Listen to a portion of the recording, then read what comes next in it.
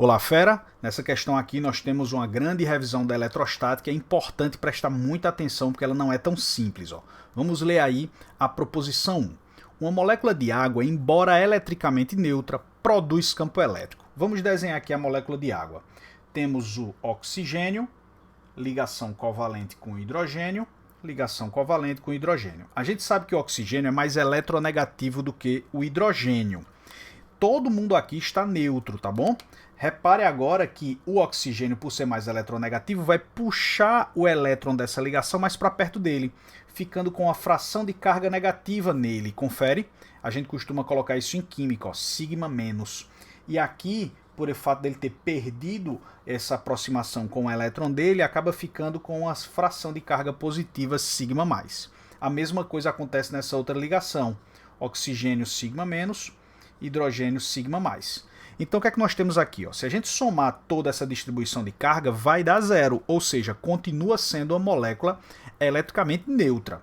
Só que tem um detalhe, individualmente existem cargas aqui, como se o oxigênio tivesse uma carga o dobro de cada um dos hidrogênios, e eles estão em locais diferentes do espaço.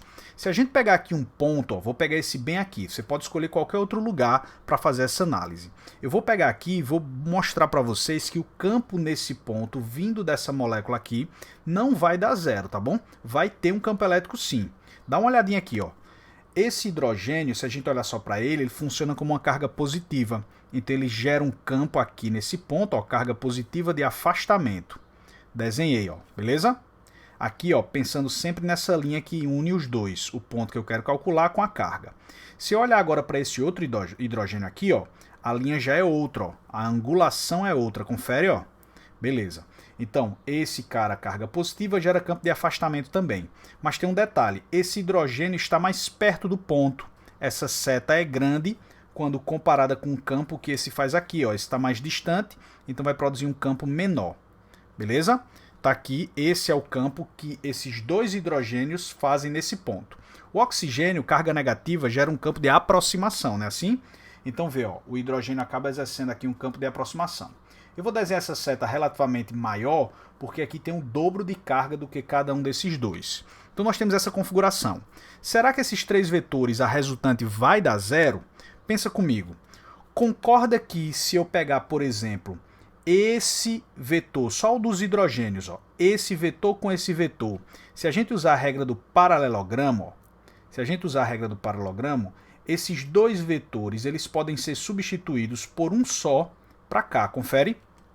Então vê, eu vou redesenhar aqui para não ficar muito confuso. Então agora nós temos o do oxigênio que é para cá, com esses dois aqui juntos, que vai dar esse que está em vermelho, vou desenhar aqui, beleza?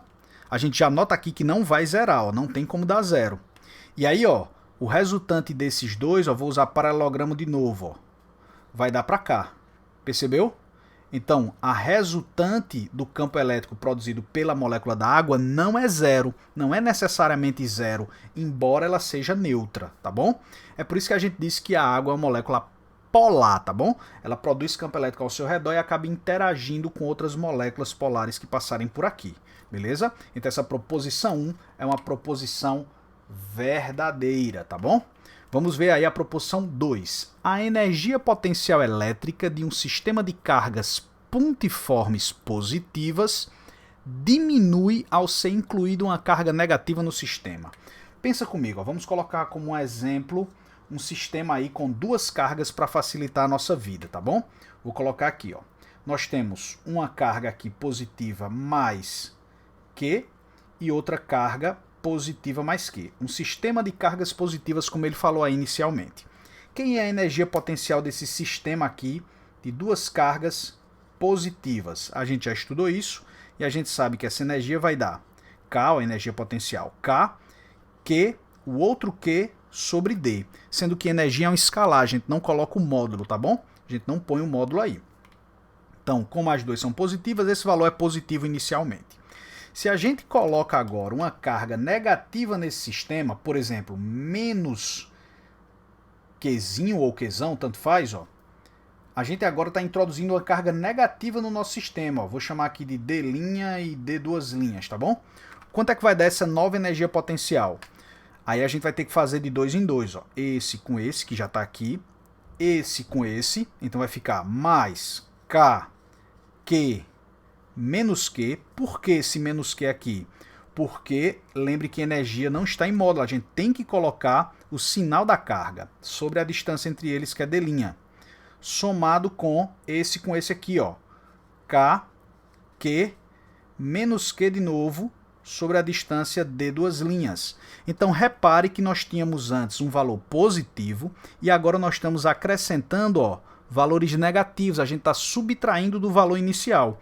Ao acrescentar uma carga negativa no sistema de cargas positivas, a gente está diminuindo, subtraindo o valor da energia potencial, tá bom? Então, mais uma vez, uma proposição que não é tão simples assim. A gente tem que analisar o sistema e a matemática e também lembrar dessas expressõezinhas aqui, tá bom?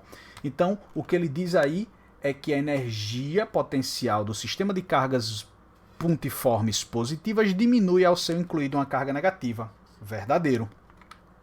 E agora nós vamos para a parte que rege o capacitor, que é essa 3 aí, ó.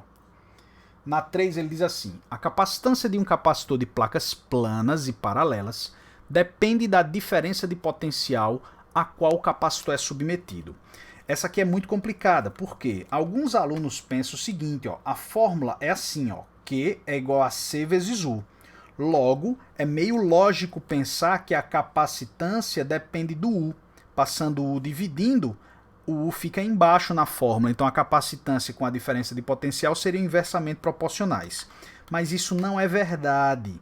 Por quê? Porque essa fórmula engana. A gente só pode garantir essa proporcionalidade se o terceiro cara fosse constante. A gente tem que lembrar da parte teórica que diz assim, ó, a capacitância só depende do material do dielétrico ali colocado no meio, entre as placas, e a geometria. Tanto é que no caso do capacitor de placas planas e paralelas, a capacitância vale isso aqui, ó. O epsilon, que é a constante ali da permissividade do meio do dielétrico que a gente coloca entre as placas, a área dividido pela distância. Área e distância seriam os elementos geométricos. Repare que não depende de U, ó. A capacitância não depende de U. De tal forma que se a gente dobrar U, o Q dobra também, fazendo com que a capacitância não mude. A gente discutiu isso na aula. Então essa que está aqui, ó, ela é falsa. A capacitância não depende da diferença de potencial. E agora a quarta e última, que também é uma complicada, ou seja, a questão é sim difícil, diz assim, ó, o valor da resistência elétrica dos metais depende inversamente da temperatura. Nós vimos na nossa aula lá de resistores que a resistência segue a mesma fórmula lá que a gente tem para dilatação térmica, que seria assim, ó, o ΔR é igual ao R0, uma constante K, vezes a variação de temperatura Δθ. De tal forma que se a temperatura aumentar, o valor da resistência aumenta. Isso só vale para os metais, tá bom? A gente viu isso, ó, para os metais, tanto é que ele frisa isso aí no texto dele. O valor da resistência elétrica dos metais depende inversamente da temperatura. Não, aumentou a temperatura, nós aumentamos a resistência. Essa 4 aí também está falsa. Então nós só temos a 1 e a 2 como verdadeiras. Letra B. Forte abraço e até a próxima.